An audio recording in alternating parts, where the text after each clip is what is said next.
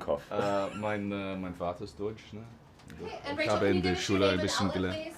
But we should do it in English. Wonderful performance. We are 50 years anniversary of Star Trek. So now, can you tell me a little bit, when was your first memory of Star Trek?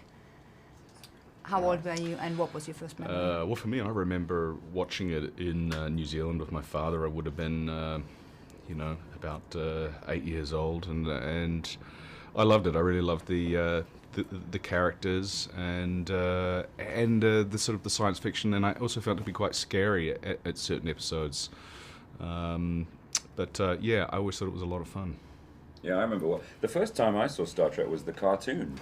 Remember that? Really? There was an Yeah. animated version of it, and that was about 73, 74. And then I realized there was also a live action version. And I was like Carl, I found it really scary. I used to hide behind the sofa. Particularly, there was an episode called The Corbomite Maneuver, and it had this creature in it called Baylock, who had this very pronounced alien face that I just found utterly terrifying, these staring eyes. And I used to love it, but I was scared of it. Interesting. You actually co-wrote this one. Super funny also, compliment on that, I have to say.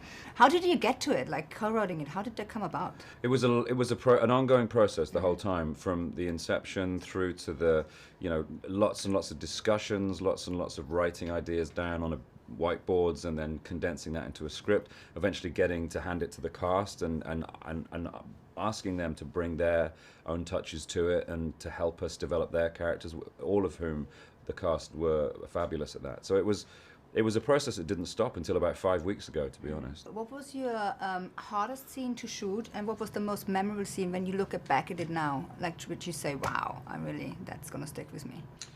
I think for me the most difficult scene to shoot was the scene where Bones and Spock crash land on the planet, and I discover that he's mortally injured and I have to figure out a way to keep him alive. Physically that was difficult, and there was actually a take that they end up using where I'm trying to wrench a piece of metal off a spaceship, and I actually accidentally did pull a piece off the spaceship and went flying back into the water. But it was also a lot of fun.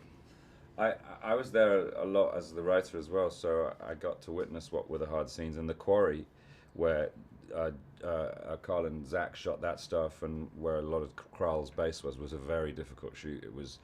It had been sunny all summer, and then suddenly it started raining, so it was difficult. My favorite, it was such an amazing experience, the whole thing, to be with my friends in a new city making a movie that we were all kind of implicit on creating.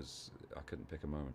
Now everybody remembers Scotty Beam Me Up, obviously. I remember that from when I was a kid, So now, if you would get beamed somewhere now, where would you want to be beamed to, and why? The way the world is now, Mars. Okay. It's just probably a bit safer. No oxygen on Mars. Yeah, I stand by that. We'll go with Still that. safer. Stand by that statement. I will choose Bora Bora. Bora Bora. And you'll just stay there?